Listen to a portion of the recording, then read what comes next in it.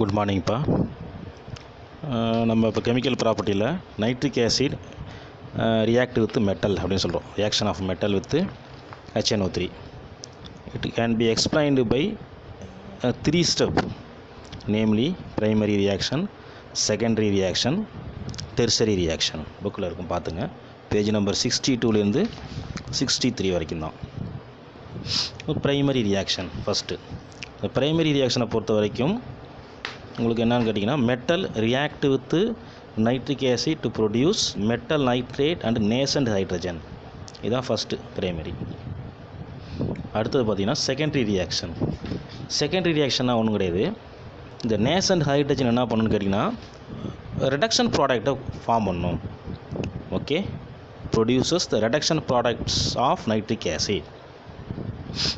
என்னென்ன ப்ராடக்ட்டுங்கிறத பாரு. மொதல் ரிடக்ஷன் ப்ராடக்ட், இந்த nitric acid reduces into nitrous acid HNO2. இது நேஷன் ஹைட்ரஜனை தூக்கி போடும்போது. ஓகே, இது ஒரு ப்ராடக்ட். அடுத்தது பார்த்தீங்கன்னா, nitric acid reduces hydroxylamine NH2OH. இது ஒரு ரிடக்ஷன் ப்ராடக்ட். அதுக்கு தகுந்த மாதிரி நீங்கள் பேலன்ஸ் பண்ணிக்கணும். ஹைட்ரஜனை பேலன்ஸ் பண்ணிக்கிட்டே வரணும். எல்லாத்துலேயும் வாட்டர் மாலிக்யூல் காமனாக வரும். அதே போல் அடுத்தது nitric acid reducer into ammonia NH3. ஓகேங்களா? இதுக்கு ஹைட்ரஜன் 8 ஹைட்ரஜன் யூஸ் பண்ணியிருப்பாங்க பேலன்சேஷனுக்காக. அடுத்தது nitric acid reduces into hyponitrous acid H2N2O2. இதுவும் one of the reduction product. இந்த மாதிரி நிறையா ரிடக்ஷன் ப்ராடக்டை நைட்ரிக் ஆசிட் எது கூட சேர்ந்து கொடுக்கும்? அட்டாமிக் ஹைட்ரஜன் கூட சேர்ந்து கொடுக்கும். ஒன்று என்னென்னா, nitrous acid, hydroxyl amine, ammonia, hyponitrous acid. 4 வகையான ப்ராடக்ட். அடுத்தது டெர்சரி ரியாக்ஷன். இப்போ டெர்சரி ரியாக்ஷன் ஒன்றும் கிடையாது. இந்த செகண்டரி ப்ராடக்ட் ஃபார்ம் ஆச்சு இல்லையா, அது டீகம்போஸ் ஆகலாம் அல்லது ஒன்றுக்கு ஒன்று என்ன ஆகலாம், ரியாக்ட் ஆகலாம். அப்போ secondary product either decompose or react to give final products. இதை தான் புக்கில் பேஜ் நம்பர் 63 கொடுத்துருப்பாங்க. இங்கே பார்த்துக்குங்க. இப்போ டீகம்போசிஷன் அதில் ஃபஸ்ட்டு இப்போ என்ன பண்ணுவாங்க, nitrous acid decomposes to nitric acid and nitrogen monoxide. ஓகேவா? இங்கே பேலன்சேஷனுக்காக தான் நம்பர் நான் போட்டிருக்கேன் ஃப்ரண்ட்டில். 3HNO2 it gives HNO3 + 2NO கொடுத்துருக்கேன் பாருங்கள். ஓகேங்க, பேலன்சேஷனுக்காக கொடுத்துருக்கேன். ஈஸியான பேலன்சேஷன் நீங்கள் பண்ணி பார்த்துங்க, தெரியும். H2O. அதே போல் இந்த நைட்ரஸ் ஆசிட் HNO2 டீகம்போஸ் ஆச்சுன்னா நைட்ரஜன் ட்ரைஆக்சைடை கொடுக்கலாம், வாட்டரையும் கொடுக்கலாம். இது ஒரு ஈக்குவேஷன். ஓகே, ஃப்ரண்ட்டில் 2ன்னு போட்டிங்கன்னா உனக்கு பேலன்ஸ் ஆகிடும். ரைட். அடுத்தது பார்த்தீங்கன்னா H2N2O2 அப்படின்னு சொன்னோம்ல, ஹைப்போநைட்ரஸ் ஆசிட். அது ஹைப்போநைட்ரஸ் ஆசிட் டீகம்போஸ் ஆனால் N2O நைட்ரஸ் ஆக்சைடு வாட்டரை கொடுக்கலாம் அப்படிங்கிறது. இதெல்லாம் டீகம்போஷனில் வரக்கூடியது ஃபைனல் ப்ராடக்ட்டு. இல்லை சார், ரியாக்ட் ஆகுது, செகண்டரி ப்ராடக்டே ரியாக்ட் ஆச்சுன்னா என்ன கிடைக்கும்? அப்போ நைட்ரஸ் ஆசிடும் அமோனியாவும் சேர்ந்ததுன்னா எனக்கு நைட்ரஜன் கிடைக்கலாம். அதே போல் நைட்ரஸ் ஆசிடும் ஹைட்ராக்சில் அமீனும் சேர்ந்தால் நைட்ரஸ் ஆக்சைடு கிடைக்கும். அதே போல் நைட்ரஸ் ஆசிடும் நைட்ரிக் ஆசிடும் சேர்ந்துச்சுன்னா நைட்ரஜன் டைஆக்சைடு கிடைக்கும். எல்லாத்துலேயும் வாட்டர் காமன். சிம்பிள் பேலன்சேஷன் தாங்கிறதுனால நீங்கள் பண்ணிக்கலாம், பார்த்துக்குங்க. இதுதான் இப்போ ப்ராடக்ட்டு. இதை வச்சு தான் எக்ஸாம்பிள் போக போகிறோம். எக்ஸாம்பிளில் பார்த்தீங்கன்னா, எவாலுவேட் போகிறதுக்கு முன்னாடி எக்ஸாம்பிள் போயிடுவோம். எக்ஸாம்பிளில் ஒரு சில விஷயங்கள் கொடுத்துருக்காங்க. இந்த copper react with nitric acid கொடுத்துருப்பாங்க, magnesium react with nitric acid கொடுத்துருப்பாங்க. இதில் copper react with nitric acid to form copper nitrate with atomic hydrogen. ஓகேவா? இங்கே பாருங்கள், இந்த நைட்ரஜன் எத்தனை இருக்குதுன்னு பாருங்கள். இங்கே அட்டாமிக் ஹைட்ரஜன் H. ஓகேவா?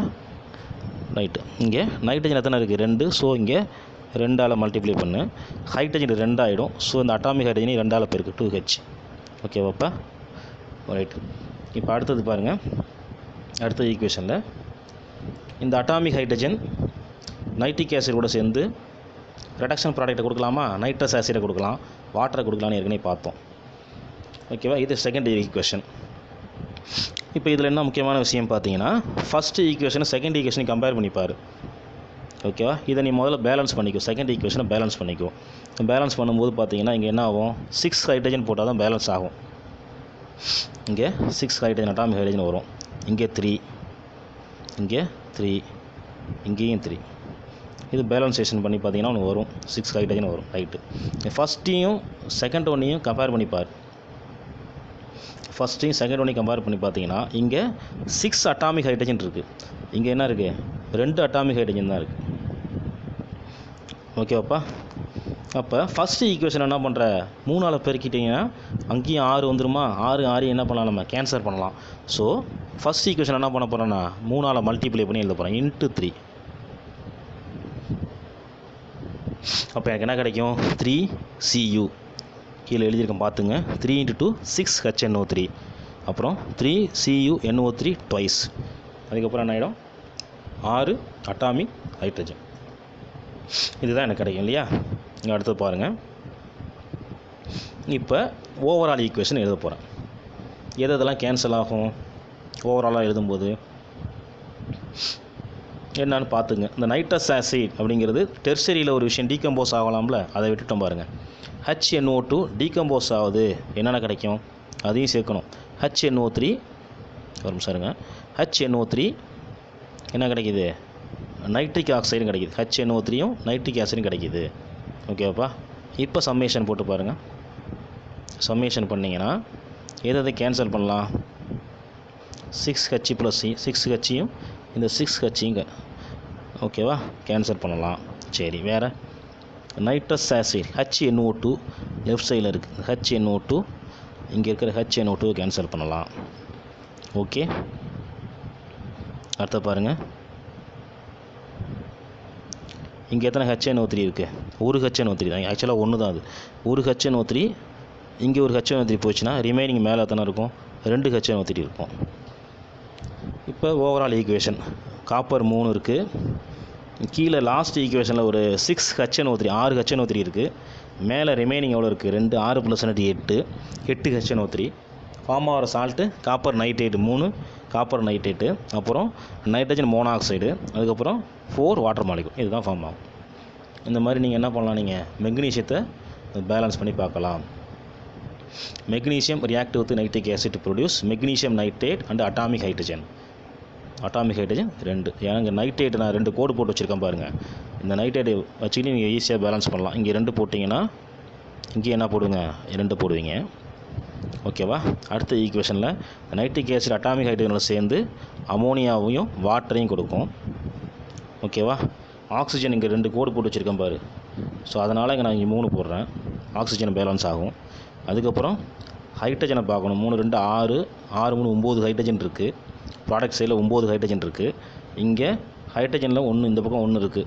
ஸோ இங்கே நான் 8 போட்டால் தான் என்ன ஆகிடும், 9 ஹைட்ரஜனாக மாறும். So 8H. ஓகேவா. அடுத்து என்ன பண்ண போகிறேன், இந்த 8H கேன்சல் பண்ணுறதுக்காக ஃபஸ்ட்டு ஈக்குவேஷன் என்ன பண்ணுறேன், 4ஆல் மல்டிப்ளை பண்ணுறேன். 4ஆல் மல்டிப்ளை பண்ணுறேன். இந்த மல்டிப்ளை பண்ணி இந்த ஈக்குவேஷனை இங்கே ரீஅரேஞ்ச் பண்ணி எழுதுகிறேன்.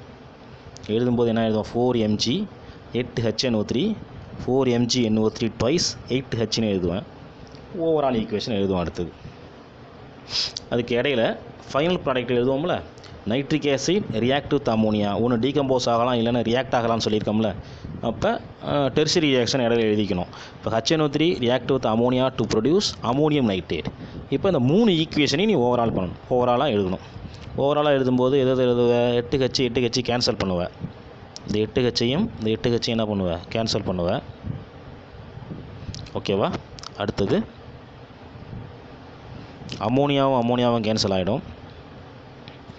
ரிமைனிங் உள்ளதை எழுதுனீங்கன்னா ஈக்குவேஷன் உனக்கு புக்கில் உள்ள மாதிரி கிடைக்கும். ஓகேப்பா, கொஞ்சம் பார்த்துக்குங்க. ஹின்ஸை பாருங்கள். ஜென்ரலாக metal react with Khan HNO3 அப்படின்னு இருந்துச்சுன்னா மெட்டல் நைட்ரேட் MnO3 NO2ன்னு கிடைக்கும். இதே டைல்யூட் நைட்ரிக் ஆசிடாக இருந்துச்சுன்னா ஒன்று என்ன கிடைக்கும், உனக்கு NOO அல்லது N2O கிடைக்கும். ஓகேவா. வெரி டைல்யூட்டாக இருந்ததுன்னா தான் அமோனியம் நைட்ரேட் கிடைக்கும். மேலே இருக்கிறது வெரி டைல்யூட் கேஸ். இது வந்து எப்போ கிடைக்கும், வெரி டைல்யூட் கேஸாக இருந்தால் மட்டும் கிடைக்கும். நீ பார்த்துக்க வேண்டிய விஷயம் கீழே இருக்குது பாருங்கள். ஓகேப்பா, இது ஹிண்ட்டு. இப்போ இதில் எவாலுவேட் யுவர் செல்ஃப் இடையில இருக்குது இல்லையா, எவாலுவேட்டை கொஞ்சம் பாருங்கள். Reaction of zinc with acid. நீங்கள் லாஸ்ட் ஈக்குவேஷன் எழுதினா போதும், சம்மேஷன் லாஸ்ட் ஈக்குவேஷன் எழுத மட்டும் எழுதினா போதும். ஓவராக எக்ஸ்பிளைன்னு கேட்டால் தான் நீ 3 ஈக்குவேஷன் எழுதணும். இல்லைனா நீ அந்த ஈக்குவேஷன் ரெலவெண்ட் ஈக்குவேஷனை மட்டும் நீங்கள் எழுதுங்க. Zinc react with HNO3 to produce zinc nitrate. Zinc nitrate ZnNO3 twice with atomic hydrogen. பேலன்சேஷனுக்காக தான் என்ன பண்ணியிருக்கேன், 2ஆல் ஹைட்ரஜனை மல்டிப்ளை பண்ணியிருக்கேன். இங்கேயும் 2ஆல் மல்டிப்ளை பண்ணிட்டேன், நைட்ரேட் 2 இருக்கிறதுனால. அடுத்த equation HNO3 react with atomic hydrogen to produce nitrogen dioxide and water molecule. இதுதானே? ஓகே. மேலே அட்டாமிக் ஹைட்ரஜன் 2 இருக்கிறதுனால கீழேயும் நான் 2 கொண்டு வரணும். ஸோ அதனால் ஈக்குவேஷனை செகண்ட் ஈக்குவேஷன் என்ன பண்ணுறேன், 2ஆல் பெருக்கிடுறேன். ஓகே, அவ்வளோதான். அப்போ நான் அதை மாடிஃபை பண்ணி எழுதும்போது 2HNO3 2Hன்னு எழுதுவேன், அப்புறம் 2NO2ன்னு எழுதுவேன், அதுக்கப்புறம் 2H2ன்னு எழுதுவேன். சம்மேஷன் போடும்போது எனக்கு எது கேன்சல் ஆகும்னு பாரு. இந்த 2H என்ன ஆகிடும், கேன்சல் ஆகிடும். ஓகேவாப்பா, வேறு எதாவது இருக்கா? வேறு எதுவுமே கிடையாது. பாக்கி எல்லாத்தையும் அப்படியே எழுதுனீங்க, ஓவரால் ஈக்குவேஷன் கிடச்சிடும். Zinc 4HNO3, zinc nitrate, nitrogen di oxide, water, இதுதான் கிடைக்கும். இது கான்சன்ட்ரேஷனை பொறுத்தவரை. அடுத்தது டைல்யூட் HNO3 பொறுத்த வரைக்கும் என்ன கிடைக்குன்னு சொல்லியிருக்கேன். ஜிங்க்கு என்ன கிடைக்கும், ஜிங்க்கு நைட்ரேட்டு அட்டாமிக் ஹைட்ரஜன். அதே தான் ஃபஸ்ட்டு ஈக்குவேஷனை பொறுத்த வரைக்கும். அதே போல் அடுத்த ஸ்டெப்பில் nitric acid reduces into nitrous oxide N2O. HNO3 என்ன ஆகிடுது, N2Oவாக மாறுது. அடுத்த ஸ்டெப்பில் பேலன்சேஷன் சிம்பிளாக இருக்கும், நீங்கள் பண்ணிக்கலாம். இப்போ மேலே ரெண்டு ஈக்குவேஷனை கம்பேர் பண்ணி போது பார்த்தீங்கன்னா இங்கே 8H வரும். நீங்கள் பேலன்ஸ் பண்ணிங்கன்னா 8Hன்னு வரும். செகண்ட் ஈக்குவேஷனில் 8ன்னு வரும். ஃபஸ்ட் ஈக்குவேஷனில் 2 தான் வரும். ஸோ ரெண்டுத்தையும் காமனாக மாற்றுறதுக்கு ஃபஸ்ட் ஈக்குவேஷன் என்ன பண்ணிடுவோம், 4ஆல் பெருக்கிடுவோம். 4 × 2 8Hன்னு வந்துருமா, 8 கேன்சல் பண்ணுறதுக்காக. ஸோ இந்த ஈக்குவேஷனை நான் மாடிஃபை பண்ணி இங்கே எழுதுகிறேன். ஓகேங்களா? எழுதும்போது என்ன எனக்கு கிடைக்கிது, 4Zn 8HNO3 4ZnNO3 ட்வைஸ் 8Hன்னு கிடைக்கும், 8H+ன்னு கிடைக்கும். இப்போ நான் இதெல்லாம் கேன்சல் பண்ணலாம். சம்மேஷன் போடும்போது இந்த 8H என்ன பண்ணுவேன், இந்த 8Hயும் கேன்சல் பண்ணுவேன். ஓகேவா? வேறு எதாவது இருக்கா பாருங்கள். வேறு ஒன்றும் இல்லை. இப்போ 4Zn 10HNO3, ஓகேவா, 10HNO3 4ZnNO3 ட்வைஸ், அப்புறம் N2O + 5H2O. அப்படி சம்மேஷன் பண்ணி எழுதும்போது ஓவரால் ஈக்குவேஷனாக எனக்கு இது கிடைக்கும். ஓகேப்பா, நீங்கள் பார்த்துக்குங்க. அடுத்தது பார்த்தீங்கன்னா வெரி டைல்யூட் கேஸில் ஜிங்கை பொறுத்த வரைக்கும் எதை கொடுக்கும், அமோனியம் நைட்ரேட்டை கொடுக்கும், NH4NO3. இதை நீங்கள் பேலன்ஸ் பண்ணி பாருங்கள். ஓகேப்பா, இதோட ஈக்குவேஷன் பேலன்சேஷன் முடிஞ்சிருச்சு. லாஸ்ட்டு யூசஸ் கொடுத்துருப்பாங்க, அது 1 மார்க்கில் வரும். புக்கில் பார்த்துக்குங்க, 63 பேஜில் ஆக்சிடைசிங் ஏஜெண்ட்டாக வரும். அதுபோல் ஆக்வா ரீஜியா அப்படிங்கிற சொல்யூஷனுக்கு நைட்ரிக் ஆசிட் உண்டு. ஆக்வா ரீஜியா ப்ரிப்ரேஷன் பண்ணுறதுக்கு நைட்ரிக் ஆசிட் வரும். ஹைட்ரோகுளோரிக் ஆசிடும் நைட்ரிக் ஆசிடும் சேர்ந்த மிக்சர் 3:1 அப்படிங்கிறது தான் ஆக்வா ரீஜியான்னு பேர். இது கோல்டை கரைக்கிறதுக்கு யூஸ் ஆகும்.